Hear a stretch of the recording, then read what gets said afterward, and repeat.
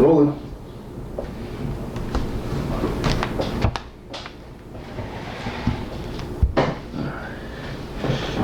Good evening, everybody. Welcome to the second episode of the Horror Fanatics podcast. I'm James Brown. We got a special guest tonight, my oldest sister. That's actually the one that got me started in the horror. I was like 4 or 5 years old. So she's the product, the reason the product of this craziness. So, first of all, give a little introduction to yourself, right? 37. Don't really have time to watch and enjoy movies like I used to with working and being a wife and mother and everything, but I still enjoy the genre. Minus the whole demon thing, but outside of that, a good old-fashioned horror movie is what I really enjoy, and I'm still waiting for someone to make that just straight paranormal ghost movie, more so than, less CGI as possible and less demonic stuff as possible. Just good old-fashioned haunting, movie based on haunting events and things like that. So. I hear you. Well, unfortunately, to get started off with a somber note, we need to say RIP to Anton Yelchin. I apologize to the family if I messed up the pronunciation of the last name, but the guy was 27 years old, taken tragically in a car accident. Tragic situation. Some of you guys might remember from Alpha Dog, but as far as horror goes, Odd Thomas.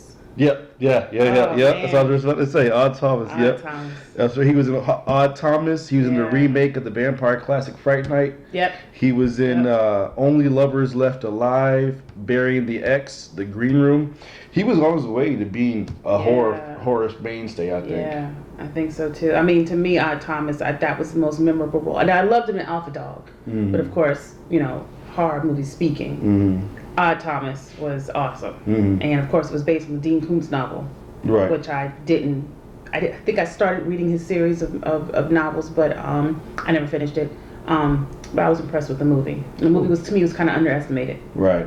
Yeah, I need to go watch Odd Thomas. I saw him in Fright Night. I know him from the remake of Fright Night, which a lot of people didn't like the remake. I thought it was one of the better ones. I thought it was going to be cheesy at first when I first heard about it, but it turned out to be really well. Right. Really good movie. Yeah. So rest in peace to him, and our prayers go out to his family. Definitely. In this sad time. I also like to apologize for last week because there was 3 movies that I named that I didn't say the years of because I wasn't exactly sure. Jaws came out in 1975. Exorcism of Emily Rose came out in 2005, and Paranormal Activity came out in 2007. I didn't say for sure when I was kind of off on that. So, first, the finals of the tournament's over. Dracula won. I just figured you would. Dracula won. That was just it's just. I didn't know at the very beginning who was going to win, but there's not many slashers can stand up to Dracula. There's no competition in Dracula. I mean, he's like the man. I mean, he can do everything and anything. He has the strength, he has the intelligence, he has the charm. I mean, everything. There's nothing else he needs that can actually, he's every horror movie icon rolled into one. Yeah, to an extent. And he's basically the oldest of the horror slashers, second only to Frankenstein, because Frankenstein, the novel came out 1812 for Frankenstein, 1897 for Dracula. So as far as the horror slashers go, there's not much older than that. Okay, so Mary Shelley was before Bram Stoker? Mm-hmm. I didn't realize that. Yeah, I'll look that up today. But, and I'll go out on a limb and say he's probably the greatest legend of all time. If you think of like the fictional legends, there's not too much that had that much impact. Impacting the Twilight and all the movies, all the costumes. Every kid wanted to be a vampire when they were a kid for Halloween. He reinvented himself. That icon reinvented himself throughout the course of time. Mm-hmm. And millions of dollars made in that whole franchise too. Right. Not even saying anything about the Twilight. I mean that was just to the iceberg. But where do you rank? I know your favorite's the Gary Oldman version, right? Hands down. Yeah. Who do you think's the second best behind that as vampire? I mean, I gotta give shouts out to Bela Lugosi. Bela Lugosi. I mean, he's a classic. But modern day, Probably Christopher Lee. I like Christopher Lee. But Franklin Gallo isn't half bad either. Yeah. But if I had to pick over, it'd be Gary Oldman, Bella, and then Christopher Lee. Gotcha. Christopher Lee's my favorite. Yeah. I got to go give him number one. He just the look he had when he had the red eyes and the teeth with the blood running down. Yeah. Certain looks were just really vicious looking. Yeah. I liked him a lot. Did you know Gerard Butler was Dracula 2000? Dracula 2000. Yeah, I tried to forget about that one. Yeah, I love Gerard Butler, but it just didn't work for me with Dracula. In a Like, perm. what are you doing? Yeah, that was just wrong. It was wrong. Yeah, that's really Should have funny. been made. The next tournament for the group is going to be a group slasher. You know, like the Strangers, Yep. Devil's Rejects, Texas Chainsaw Massacre Clan, Wrong Turn Clan. I think it's going to be a lot more competitive. That's going to be very competitive. Yeah. My first thought, if I had to pick a winner right now, I'd have to go with Texas Chainsaw Massacre Clan. Between the crazy cop, the hitchhiker, Leatherface. I mean, they're insane. Yeah, they're insane, but they weren't exactly intelligent. They don't really scream intelligence to me. That's true. They just scream sadistic and crazy. But you still need a little bit of intelligence in order to be the best.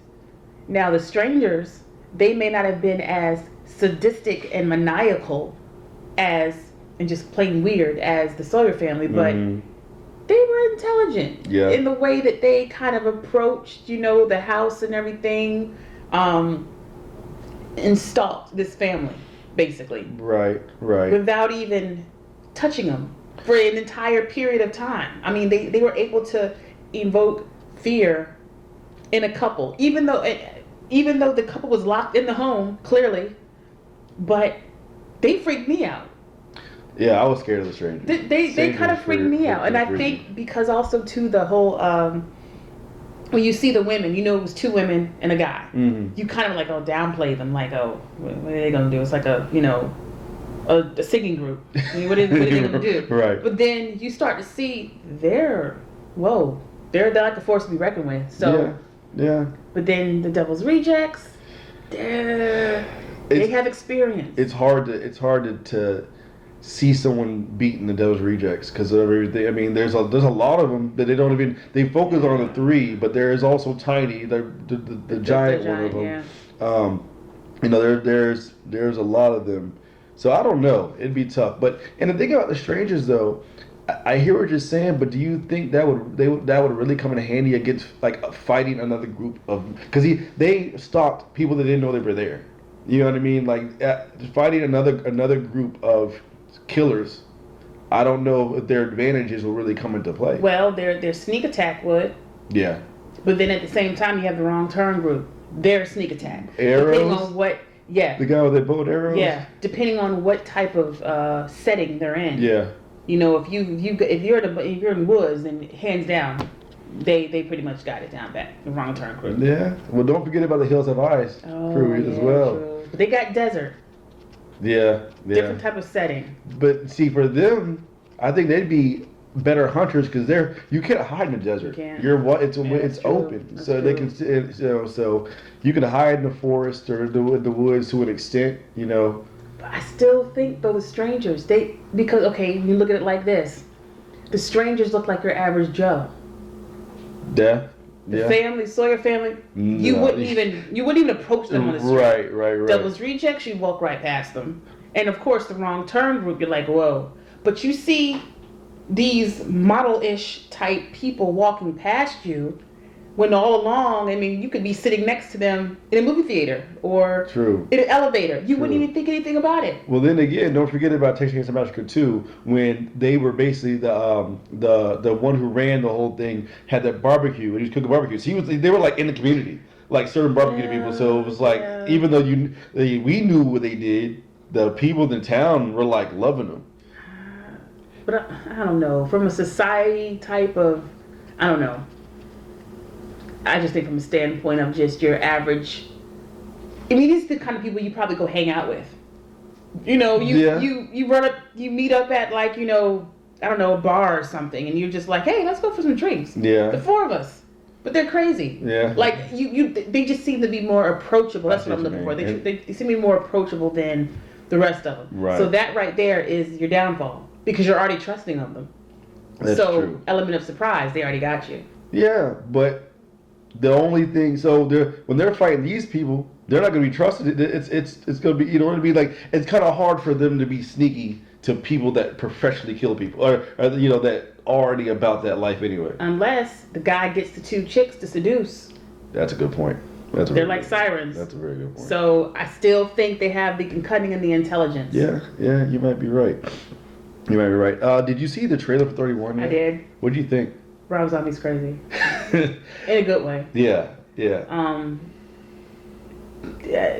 Yeah, it looks intense. I think it's going to be good, and no one's really come out with a carnival movie. Yeah, carnival-based movie. Not just like the '80s. Yeah, with the fun house. Because back in the '80s, they were doing like every single day. It was like back to back to back. But I think, and I touched on this in the last show, that when Rob Zombie does his own thing, he's good. When he does a remake, he's not. He kind of goes off kilter, like he do a Halloween. He did a very good job of Halloween. Yeah. But Devil's Rejects is really good, and I think that this is gonna be something just like that.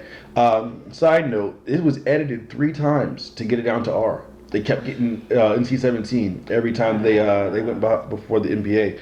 So. It's going to be violent. It's going to be brutal. It's going to be good. Thanks to Phaedra and Mark for posting that trailer on the page. If you guys haven't seen it, it's on the Horror Fanatics fan page. Check it out. It's definitely going to be good. It comes out on September 16th of this year. So it'll definitely be good.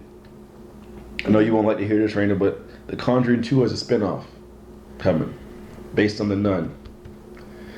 So for you guys that didn't see The Conjuring, The Nun is one of the main focuses. You've seen the trailer, pretty freaky in the trailer, just as freaky in the movie, and just like Annabelle, she's got her own spin-off coming, the movie coming up soon. I think it's going to be really freaky. The crazy thing, it wasn't even supposed to be a nun. It was supposed to be a horn demon at first. The month before production ended, James Wan had a vision about this nun and was went to the execs and pitched it to them. They were cool with it. I think it's a pretty good addition. Yeah, I'm passing The Conjuring. I'll pass. Yeah. So lastly, the Evil Dead 2 has a board game coming out. If any horror movie was to have a board game, it would have to be Evil Dead. Yeah. Because the whole Evil Dead franchise is kind of comical. Yeah. So why not make it fun? Even the series Ash versus the Evil Dead. It's a good show. But it is comical, just like any other Sam Raimi flick. Yeah. And it has its elements, of course, of horror and fear, but at the same time, it's wrapped up in humor. Right. Just like Drag Me to Hell. Right. The creators of the board game had this to say: the campaign offers a standard and deluxe edition for donors to select from, featuring at least 8 custom figures and art depicting the terrifying, iconic characters, monsters, and locales from the film. The official Evil Dead 2 board game is a tabletop experience from the Evil Dead 2 fans. 2 to 6 players will work together in 60 to 90-minute sessions to gather pages of the exporters while trying to survive demon attacks, supernatural events, and avoid turning into evil deadites themselves. Wow. The deluxe edition features exclusive figures of Ash Williams, Deadite Henrietta, and a box based on the Necronomicon Ex Mortis, the Book of the Dead. More figures and features will be added as the campaign goes on, as well as retailer pledge levels. 6 lucky fans will also get a chance to get their likeness drawn into the game or a future Evil Dead 2 comic book. That's crazy. Wow. Yeah, that's pretty crazy. Well, that wraps up our show for tonight, guys. Keep an eye out for the Horror Fanatics fan page for updates. The tournament's going to be starting this week. Also, go out there and buy the Glads if you haven't already. Sold on Amazon.com, BarnesandNoble.com, Books A Million. It's the first book of a 4-part horror series, and it's selling really well right now. Get out there and get yourself a copy. See you guys next week. Bye.